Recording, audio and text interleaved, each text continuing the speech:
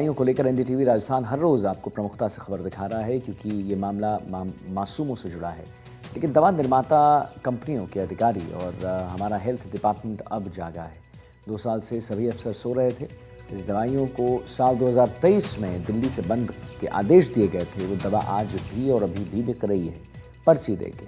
इस हकीकत को जानने के लिए हमारी टीम ग्राउंड जीरो पर आई और कौन है जिम्मेदार, क्या है असलियत, रिपोर्ट दिखाते हैं।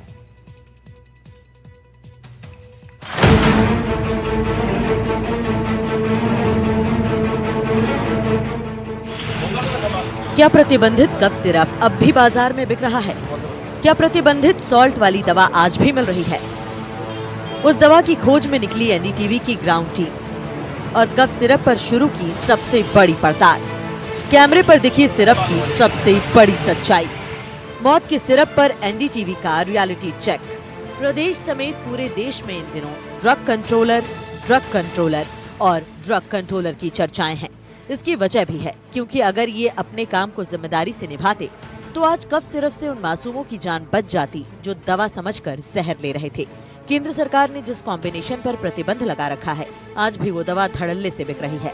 हमारी टीम कोटा के कोटरी चौराहे पर मौजूद मेडिकल स्टोर्स पर पहुंची तो सामने आया कि पैरासिटामोल, क्लोरफेरेनामाइन, फिनाइलफ्राइन के कॉम्बिनेशन के सिरप अभी भी मेडिकल स्टोर्स पर मौजूद हैं, लेकिन बिना डॉक्टर के पर्चे के नहीं दिए जा रहे, जिसे 2 साल पहले केंद्र सरकार ने प्रतिबंधित कर रखा है। सॉल्ट को लेके भी आ रहा है कि कुछ सॉल्ट ऐसे हैं जो छोटे बच्चों को नहीं देने हैं, जो 5 साल से कम की उम्र के बच्चे हैं उनको वो सॉल्ट नहीं देने हैं। अभी कोई ऑफिशियल इस तरीके की गाइडलाइन हमारे ड्रग डिपार्टमेंट की तरफ से अभी आई नहीं है। जैसे भी आएगी उसको इम्प्लीमेंट करेंगे, क्योंकि अभी प्रिस्क्रिप्शन पे तो सब मेडिसिन लिखाई में आ ही रही हैं, तो उसी हिसाब से अवेलेबल है। और ये वैसे भी ड्रॉप्स फॉर्मेशन में है, तो ये पेडियाट्रिक यूज के लिए है, ऐसा इस पे लिखा हुआ आता ही। कोटा के कोटरी चौराहे पर दवाओं की बिक्री की जानकारी लेने के बाद हमारी टीम नयापुरा पहुंची, जहां संभाग के सबसे बड़े जेके लोन और एमबीएस हॉस्पिटल के बाहर मेडिकल शॉप है, जहां बड़ी संख्या में तीमारदार रोगियों के लिए दवाइयां लेने आते हैं। यहाँ भी ये दवा आसानी से मिल गई और यहाँ भी आसानी से बिना डॉक्टर के पर्चे के ही ये दवा दी जा रही है। ये तो ऑल इंडिया का ब्रांड है, ये तो पैरासिटामोल, हाँ, ये तो मन ब्रांड में आता है कॉम्बिनेशन, और सब में नहीं।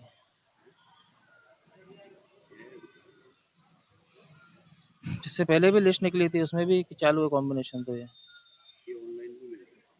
सब जगह मिलेगा आपको, पूरे इंडिया में मिलेगा।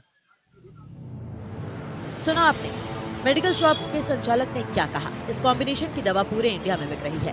कोटा के बाद एनडीटीवी की टीम पहुंची उदयपुर के महाराणा भूपाल हॉस्पिटल के सामने स्थित मेडिकल स्टोर पर। यहाँ दुकानदार कहते नजर आए कि प्रतिबंधित दवा और कफ सिरप को लेकर लगातार अलर्ट पर रहते हैं। अभी जो सरकार द्वारा बैन की गई दवाइयाँ हैं वो हम लोग नहीं बेच सकते हैं, और ना हम बेचते हैं और ना हमें आगे सप्लाई होती है।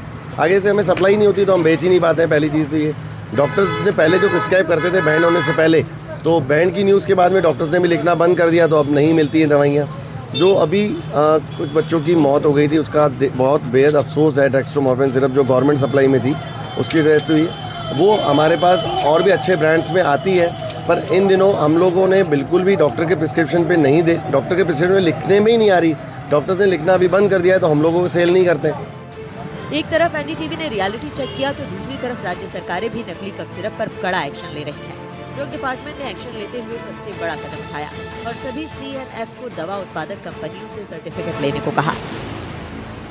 डाइइथाइलिन ग्लाइकोल जो है, जो कि एडल्ट्रेशन उसके अंदर पाया जाता है, उसकी लिमिट जो है वो फार्मास्यूटिकल ग्रेड के अंदर 0.1% है।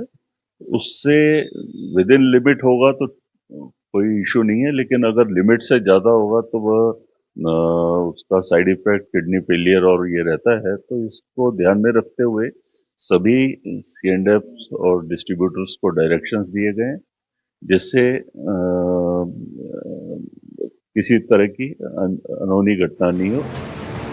आज भी बिना पर्चे और चेतावनी के सिरप धड़ल्ले से बिक रहे हैं। ये खतरे की घंटी से कम नहीं। आखिर प्रतिबंधित दवाइयाँ बाजारों में अभी भी कैसे बिक रही हैं? क्यों ऐसी दवाइयों पर बैन नहीं लगता? क्यों सख्त कदम नहीं उठाए जाते? क्यों बड़े हादसे होने का इंतजार किया जाता है? और इन सबको लेकर जिम्मेदारी किसकी है, सिस्टम की या सिरप की? कोटा से शाकिर अली, उदयपुर से विपिन सोलंकी के साथ जयपुर से शशि मोहन की रिपोर्ट, एनडीटीवी राजस्थान के लिए।